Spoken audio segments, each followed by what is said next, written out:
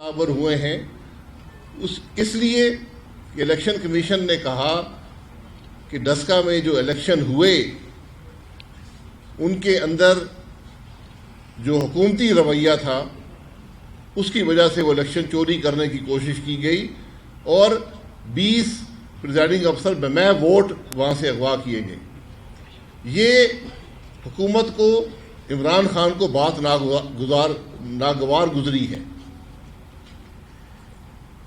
حکومتوں کو پہلی بات یہ کام کرنے نہیں چاہیے، ان کا تو حساب ان کو دینا پڑے گا، لیکن آج بجائے اس کے کہ الیکشن کمیشن سے معافی مانگتے کہ ہماری حکومت میں یہ واقعہ ہوا جہاں پریزائڈنگ افسر اغوا ہوئے اور ووٹ چوری ہوئے، آج پوری کابینہ پوری حکومت الیکشن کمیشن پر حملہ آور ہوئی ہے۔ اور میں آج آپ کے سامنے یہ بات کرتا ہوں کہ یہ لوگ یہاں رکیں گے نہیں۔ آج عمران خان نے تہیہ کر لیا ہے کہ معیشت کو بھی تباہ کیا ہے، ملکی اداروں کو بھی تباہ کیا ہے، اور کل آپ دیکھیں گے کہ یہی وزیر ٹولے بن کر جو لوگ ان کو لائے تھے ان پر حملہ آور ہوں گے۔ ان کو کسی بات کی شرم نہیں ہے، ان کو کسی کی پرواہ نہیں ہے۔ یہ وہ حکومت ہے جس کے وزیروں کو ٹریننگ دے کر بھیجا جاتا ہے کہ جا کر ٹی وی پر جھوٹ بولو، ملک کے بارے میں جھوٹ بولو۔ تو آج ملک میں جو مسائل ہیں اس کی کسی کو پرواہ نہیں ہے۔ عمران خان نے آج تک مہنگائی کی بات نہیں کی، اس کے وزیروں نے مہنگائی پر آ کر کوئی بریفنگ نہیں دی۔ ہر روز کسی پر حملہ آور ہونے کے لیے موجود ہوتے ہیں، جھوٹ بولنے کے لیے موجود ہوتے ہیں۔ اور میں آپ سے یہ ضرور کہوں گا کہ جب یہ ٹی وی پر آ کر یہ پریس کانفرنس کرتے ہیں ذرا ان کی شکلوں کو دیکھا کریں، کس مجبوری کے تحت۔ نوکری اتنی لازمی نہیں ہوتی۔ آپ کو اگر خطرہ ہے کہ نوکری سے نکال دیے جائیں گے تو پھر یہ چھوڑ دیں یہ نوکریاں، کم از کم اپنے ضمیر کو تو نہ بیچا کریں، حق کی آواز تو بلند کیا کریں، جھوٹ تو نہ بولا کریں۔ یہ آج اس حکومت کی حقیقت ہے۔ اسی سوچ کے خلاف، اس خرابی کے خلاف جو آج ملک میں 2018 کے الیکشن کے بعد آئی ہے، جو ہم بات کرتے ہیں ووٹ کو عزت دو، وہ یہی ہے کہ جب آپ ووٹ کو عزت نہیں دیں گے پھر عمران خان جیسے حکمران اس ملک میں نازل ہوں گے۔ یہ بدنصیبی ہے ملک کی۔ تو میں مریم نواز صاحبہ سے کہوں گا مزید گفتگو۔ بسم اللہ الرحمن الرحیم۔ جیسا کہ شاہد خاقان عباسی صاحب نے آپ کو بتایا کہ ہماری انٹرنل پارٹی میٹنگ ہوئی ہے، کل پی ڈی ایم کا اجلاس ہے سربراہان کا، اس کے سلسلے میں ہماری ایک مشاورتی اجلاس تھا جس کو چیئر نواز شریف صاحب نے لندن سے کیا۔ حمزہ شہباز شریف صاحب اور پنجاب میں جو ہمارے لاہور میں قائدین ہیں انہوں نے زوم پہ شرکت کی۔ تو اس میں ہمارا لانگ مارچ کے اوپر اور استعفوں کے اوپر اور دیگر جو ایشوز ہیں ان کے اوپر ہماری ڈیبیٹ ہوئی، ڈسکس ہوا۔ اور احسن صاحب نے شاہد خاقان عباسی صاحب نے جو بات ابھی کی، مجھے نہیں پتا، ہم لوگ اندر میٹنگ میں تھے کہ ان کے وزراء نے کیا پریس کانفرنس کی ہے، لیکن بہت ہی بری بات ہے۔ ہم اپنی دور حکومت میں اور اس کے بعد ہم سنتے آئے کہ مسلم لیگ نون اداروں پہ حملہ آور ہو گئی، مسلم لیگ نون کو اداروں کا تحفظ کرنا چاہیے، مسلم لیگ نون اداروں پہ تنقید کرتی۔ تو مسلم لیگ نون کے خلاف تو کبھی یہ الزامات سے بات آگے نہیں بڑھ سکی، لیکن شاید آج پوری قوم کو سمجھ آ گئی ہوگی کہ اداروں پہ تنقید کرنا کیا ہوتا ہے اور اداروں پہ حملہ آور ہونا کیا ہوتا ہے۔ اور اگر ڈسکا میں یا نوشہرہ میں یا وزیر آباد میں یا سندھ میں یا بلوچستان میں یا کے پی کے اور شہروں میں اگر آپ کو ووٹ نہیں ملے تو اس میں الیکشن کمیشن کا کیا قصور ہے؟ وہ بدلہ آپ الیکشن کمیشن سے کیوں لے رہے ہیں؟ ترین دھاندلی کے باوجود آپ کو ووٹ نہیں ملے، لوگوں نے آپ کو الیکشن آفٹر الیکشن آپ کو ریجیکٹ کیا ہے آپ کی دھاندلی کے باوجود. اور وہ جو ڈسکا میں ہوا اس میں پورا دن فائرنگ جس طرح ہوئی, خوف و ہراس پھیلایا گیا, وہ پورے پاکستان کی عوام نے اپنی ٹی وی سکرینز پہ دیکھا. اور جس طرح تھیلے اٹھا کے یہ لوگ بھاگے وہاں سے, اتنی بدترین دھاندلی تو شاید ڈکٹیٹرز کے ریفرینڈمز میں بھی نہیں دیکھی گئی. اور اس کے بعد آپ کا تب بھی بس نہیں چلا, تب بھی آپ کے ووٹ پورے نہیں ہوئے, تو آپ نے 20 پریزائڈنگ آفیسرز اغوا کر لیے. اور بجائے اس کے کہ آپ اس کی معافی مانگتے, ایک ادارے پر حملہ آور ہونے کی معافی مانگتے, اس کے لوگوں کو حبس بے جا میں رکھنے کی معافی مانگتے, ان کو 14 گھنٹے اغوا رکھنے کی معافی مانگتے, آپ الٹا ادارے پر حملہ آور ہو گئے. اور جس ادارے کو آپ نے خود, جس کے اراکین کو آپ نے خود اپوائنٹ کیا, تو اب پوری پاکستان کو سمجھ آ گئی ہے کہ پولیس کیا ہوتے ہیں, اداروں پر حملہ کرنا کیا ہوتا ہے. اور جب ایک الیکشن کی بات آتی ہے تو تب جو بھاشن آپ پوری دنیا کو دیا کرتے تھے وہ کس طرح ہوا میں تحلیل ہو جاتا ہے. یہ پوری دنیا نے آج اپنی آنکھوں سے دیکھا, تو شرم آنی چاہیے آپ کو.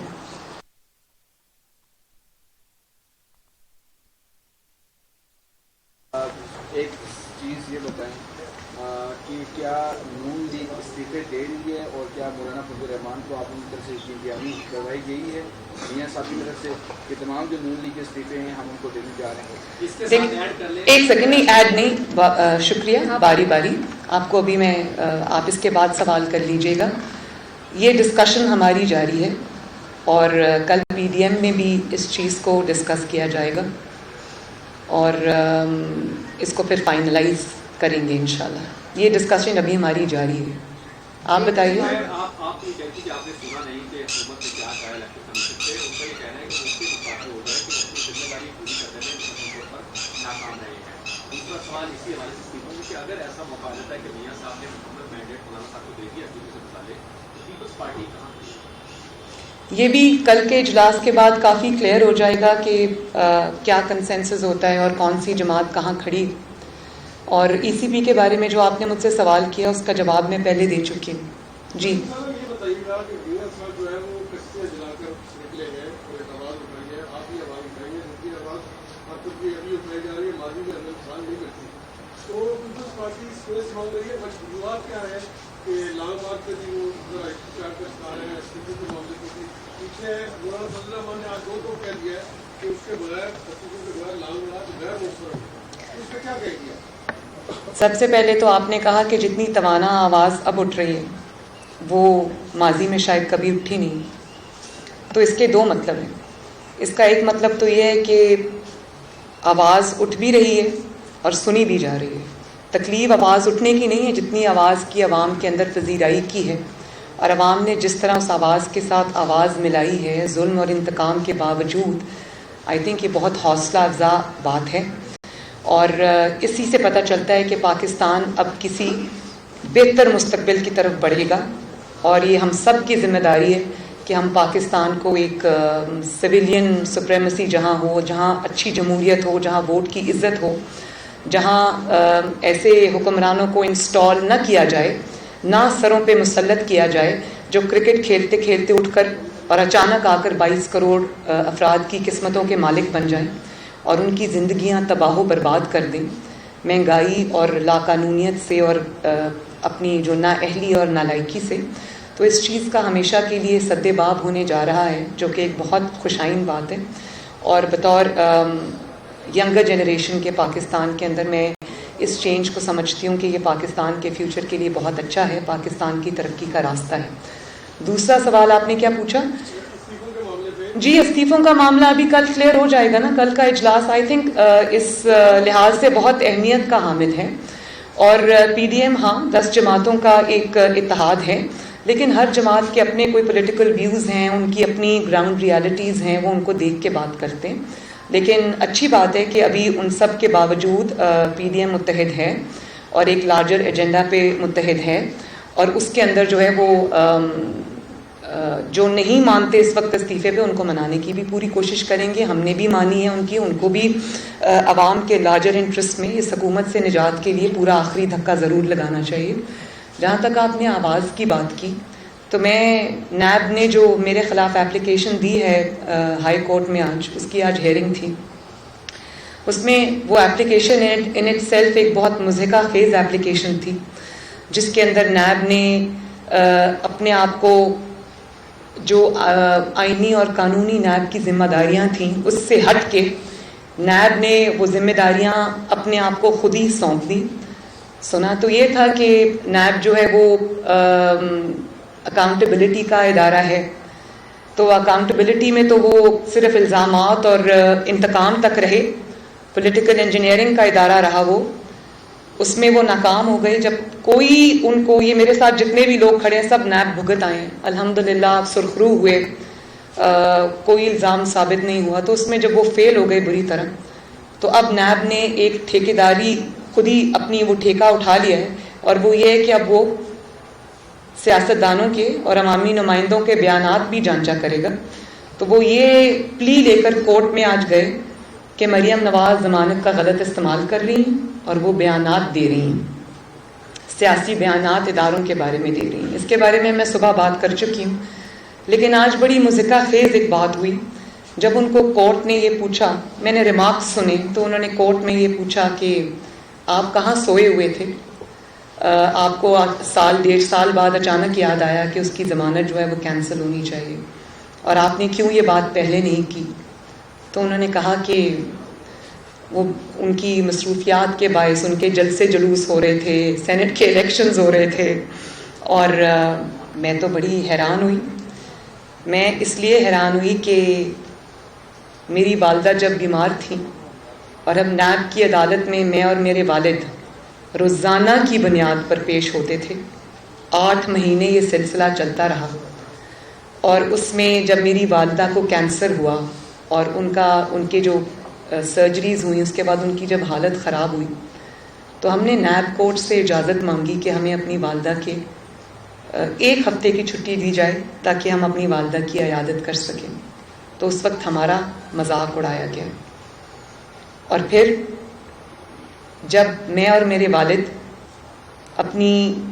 میں اپنی والدہ کی عیادت کے لیے وہاں گئی 1 ہفتے کی چھٹی پہ نیب سے، تو وہاں میری والدہ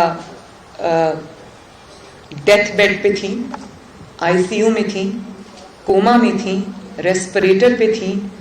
اور انہوں نے انتقام کی حد دیکھیں. انہوں نے وہاں، میری والدہ ابھی ریسپریٹر پہ تھی، کچھ شرم آ جاتی ہے، حیا آ جاتی ہے انسان کو. انہوں نے وہاں میرے والد کو اور مجھے انہوں نے سزا سنائی. ان کو 10 سال، مجھے 7 سال. اس کے بعد جب ہم سزا کاٹنے آ گئے، سزا کاٹی. اس کے بعد جب دوبارہ مسلم لیگ نون کے بہت بڑے بڑے جلسے ہو رہے تھے، اور ان کو اچانک تکلیف ہو گئی جب یہ کشمیر کا مقدمہ ہار کے آ گئے. تو میں نے کشمیر جانا تھا، ان کو اچانک بہت تکلیف ہو گئی، تو انہوں نے میرے والد کے سامنے سے نیب نے مجھے اریسٹ کیا. میں کوٹ لکھپت جیت اپنے والد کو ملنے گئی تھی، وہاں پر انہوں نے مجھے اریسٹ کیا. تو اچانک نیب کو مجھ پہ اتنا کیا پیار آ گیا کہ اچانک انہوں نے سوچا کہ مریم تو آج کل بڑی مصروف ہیں، مریم جلسے جلوس کر رہی ہیں، اور مریم سینٹ کے الیکشنز میں مصروف ہیں. تو اتنی دریا دلی دکھائی کہ میرے انتظار کیا کہ میں فارغ ہو جاؤں تب وہ مجھے دوبارہ کورٹ لے کے جائیں، میری ضمانت کینسل کرنے کا جو ہے وہ مقدمہ دائر کریں، اپلیکیشن دائر کریں. بڑی مضحکہ خیز بات ہے بھائی. مجھے تو ابھی تک یقین ہی نہیں آ رہا کہ نیب کو کب سے مریم نواز کا اتنا خیال آنا شروع ہو گیا. اور دوسری بات یہ کہ ایک طرف آپ یہ کہہ رہے ہیں، اپلیکیشن میں یہ لکھ کے لے کے جا رہے ہیں کہ مریم نواز اداروں کے خلاف بات کرتی ہیں، بیانات دیتی ہیں. دوسری طرف آج عدالت کے جھنجھوڑنے پر آپ یہ کہہ رہے ہیں کہ ہم نے ان کو جلسے جلوسوں، سینٹ کے الیکشنز اور وہ سب پولیٹیکل ایکٹیویٹی کے لیے پورا موقع دیا تاکہ وہ کھل کر وہ بیانات اور بھی زیادہ دے سکیں. تو میں نے تو کبھی اس سے صاف ظاہر ہوتا ہے کہ یہ جو پٹیشن ہے، جو اپلیکیشن ہے نیب کی، وہ پینک میں لکھی گئی ہے، وہ مریم نواز کو اور پاکستان مسلم لیگ نون کو لانگ مارچ سے پہلے قتل کرنے کے لیے، روکنے کے لیے لکھی گئی ہے. اس سے یہ صاف ظاہر ہے کہ ان کے ہاتھ پاؤں پھولے ہوئے ہیں، ان کو اپنی حکومت جاتی ہوئی نظر آ رہی ہے. اور اس میں انہوں نے مجھے سمجھ نہیں آئی کہ ان کے پاس تو ظاہر ہے ان کے پاس قانونی دماغ بھی ہیں، تو تو کس قسم کی بچوں والی امیچور ایپلیکیشن لے کر آپ کورٹ چلے گئے ہیں؟ بھئی اگر ایپلیکیشن ہی دائر کرنی تھی تو کوئی ایسی کرتے کہ دنیا کو یقین تو آتا. میم یہ بتائیے گا کہ جس طرح آپ کے خلاف نیب دی ہے دوسری طرف سے جوید لطیف صاحب کے خلاف بھی ہزاری کے مقدمات کے لیے درخواست دی جا رہی ہے، اس کی آپ کیا؟ مسلم لیگ نون کے لیے تو اب تو یہ کوئی نئی بات ہی نہیں ہے. مسلم لیگ نون ایک اصول کی لیے جو کھڑی ہے، جد و جہد کر رہی ہے، اس میں صرف جاوید لطیف صاحب ہی نہیں بلکہ جتنے میرے ارد گرد کھڑے ان میں سے بیشتر جو ہے وہ انتقام کو بھگت آئے ہیں اور بھگت بھی رہے ہیں اور سر اٹھا کے بھگت رہے ہیں ماشاءاللہ. پھر بھی P M L N stands united. P M L N stands united under the leadership of Muhammad Nawaz Sharif Sahab. اور اب یہ جو باری ہے جوابات دینے کی، وہ اس جعلی حکومت عمران خان اور اس کے سب حواریوں کی ہے. Last question.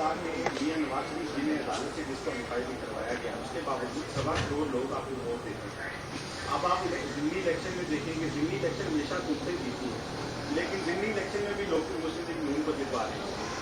آپ کو کیا وجہ مین جو پی ڈی ایم سے کوئی ایک جماعت چاہے اس کی کوئی مجبوری ہے یا جو بھی ہے، تو آپ لوگ کیا اس کو دیکھتے رہیں گے کہ وے فارورڈ کیا ہے؟ کل یہ بات ہوگی، اور اگر مسلم لیگ نون یہ فیل کرتی ہے کہ بڑی جماعت ہونے کے ناطے، بڑا ووٹ بینک ہونے کے ناطے اور عوام کی نمائندہ جماعت ہونے کے ناطے اگر اس کو کوئی فیصلہ کرنا پڑتا ہے تو وہ اس کے اوپر بھی ضرور غور کرے گی. لیکن امید مجھے یہی ہے کہ پی ڈی ایم کی ساری جماعتیں وقت کی نزاکت کو سمجھیں گی، گرتی ہوئی دیوار کو ایک آخری دھکا دینے کی پوری کوشش کریں گی انشاءاللہ تعالی، کیونکہ یہ سب کو نظر آ رہا ہے کہ یہ حکومت اب ٹکنے والی نہیں ہے، اور سب سے زیادہ اس حکومت کو خود نظر آ رہا ہے کہ یہ اب ٹکنے والے نہیں ہیں. ٹھیک ہے، شکریہ.